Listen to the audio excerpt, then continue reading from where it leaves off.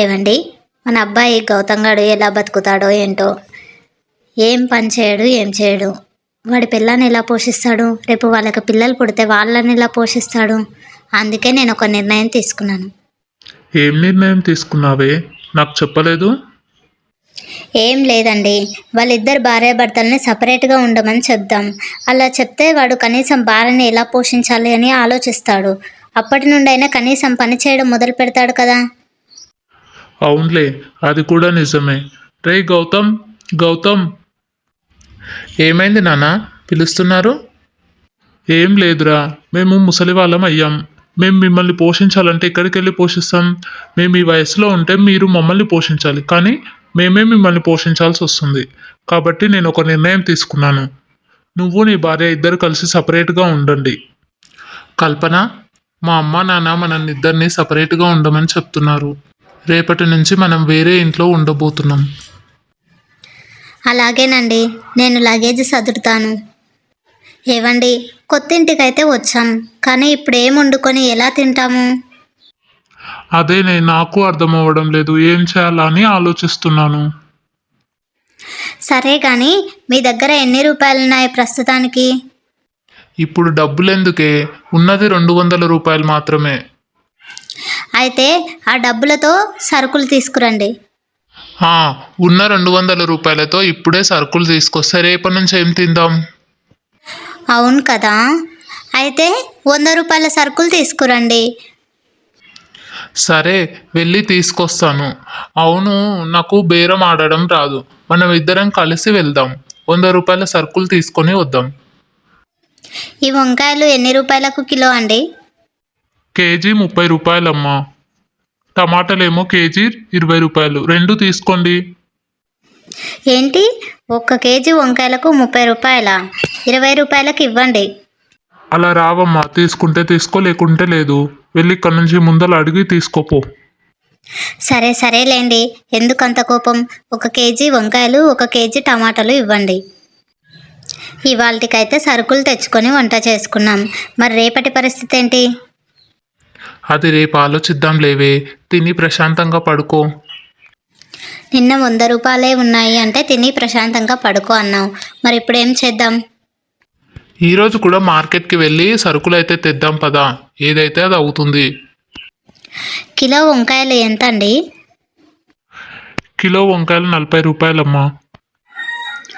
అదేంటి, నిన్న 30 రూపాయలకే తీసుకున్నాం కదా, ఈరోజు 40 రూపాయలు అంటున్నారు. ఒక్క రోజుకే 10 రూపాయలు పెంచుతారా? ఇవి ఎంత ఫ్రెష్గా ఉన్నాయమ్మా, అలా మాట్లాడుతున్నారు? తోటలో నుంచి ఇప్పుడే తెంపుకొని వచ్చాం. తీసుకుంటే తీసుకో, లేకుంటే లేదు. అనవసరంగా బేరం చేస్తూ ఇక్కడ నిలబడకండి. వచ్చే గిరాకీ కూడా రాదు. ఏవండి, డబ్బులు ఎలా సంపాదించాలో నాకు ఒక ఐడియా వచ్చింది. ఓ, నీకెంత మంచి ఐడియాలు వస్తాయో నాకు తెలుసులే. ఫస్ట్ ఐడియా ఏంటో చెప్పు.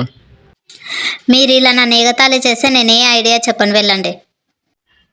ఊరికే తమాషా కన్నా బంగారం, ఏంటో చెప్పు ఐడియా. అలా అన్నారు, బాగుంది. ఇప్పుడు నిన్ననేమో కేజీ వంకాయలు 30 రూపాయలు, వాడు ఇవాళనేమో 40 రూపాయలు అంటున్నాడు కదా. మన దగ్గర 100 రూపాయలు ఉన్నాయి. ఇప్పుడు వాడి దగ్గర 2 కేజీల వంకాయలు తీసుకుందాం. వాడు 40 రూపాయలకు అమ్ముతున్నాడు కదా, మనం వాటికి 10 రూపాయలు 20 రూపాయలు ఎక్కువ రేటు పెంచి ఇంకో దగ్గర కూర్చొని అమ్ముదాం. ఏమంటారు?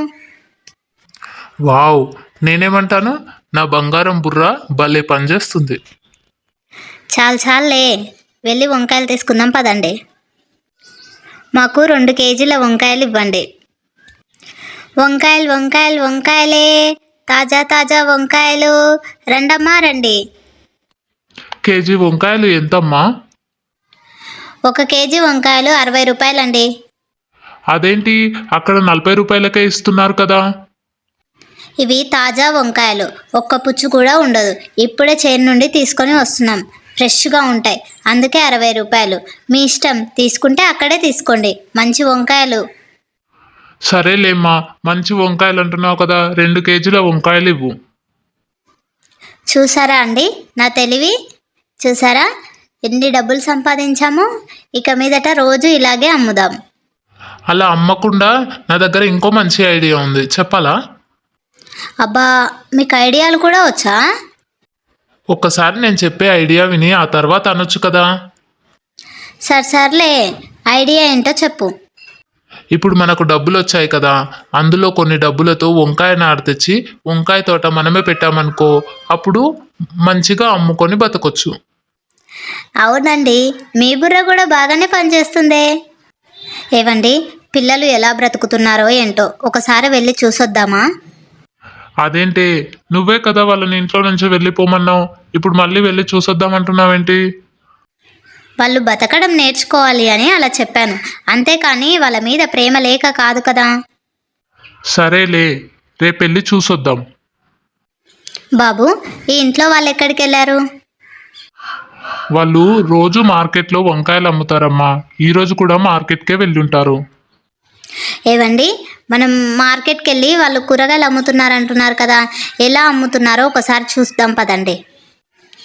వంకాయలు వంకాయలు వంకాయలు, తాజా తాజా వంకాయలు ఫ్రెష్గా ఉన్నాయి, ఇప్పుడే తెంపుకొచ్చాం, రండబ్బా రండి.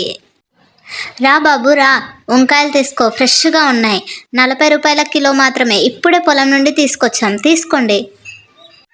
అవును బాబు, తీసుకోండి, ఒక్క పుచ్చు కూడా ఉండదు. ఈ వంకాయలతో కూర చేసే ఒక్కసారి తింటే మళ్ళీ మళ్ళీ తినాలి అనిపిస్తుంది, అంత బాగా ఉంటాయి, తీసుకో బాబు తీసుకో. చూడవే, మన కొడుకు కోడలు ఎలా పని చేసుకుంటున్నారో. సరే పద, మనం ఇంటికెళ్ళి కూర్చుందాం, వాళ్ళు వస్తారు కదా సాయంత్రం.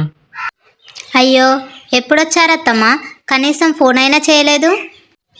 మేము ఉదయం వచ్చాం లేవే, ఇంటి పక్కన వాళ్ళని అడిగితే మార్కెట్కి వెళ్ళారని చెప్పారు.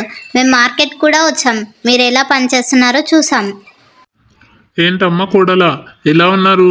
ఇంటి బయట వంకాయ తోట ఎవరిది? ఆ తోట మేమే పెట్టాం మామయ్య గారు, అందులో వస్తున్న వంకాయలని తీసుకెళ్ళి మార్కెట్లో అమ్ముతున్నాం. వ్యాపారం బాగానే సాగుతున్నట్టుంది. ఇక ఇంటికి వచ్చేయండి అమ్మా, అందరం కలిసి ఒకే దగ్గర ఉందాం.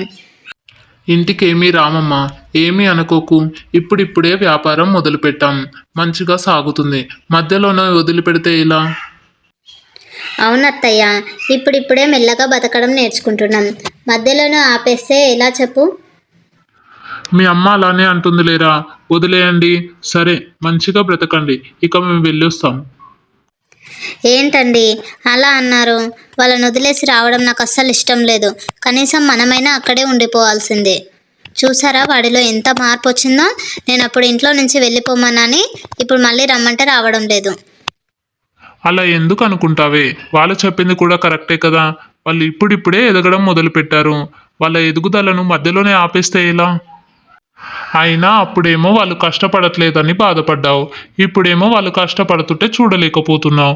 అయినా మీ ఆడళ్ళే ఆడాళ్ళు, మీ ఆడళ్ళు ఎప్పుడు ఎలా ఆలోచిస్తారో ఏమీ అర్థం కాదు.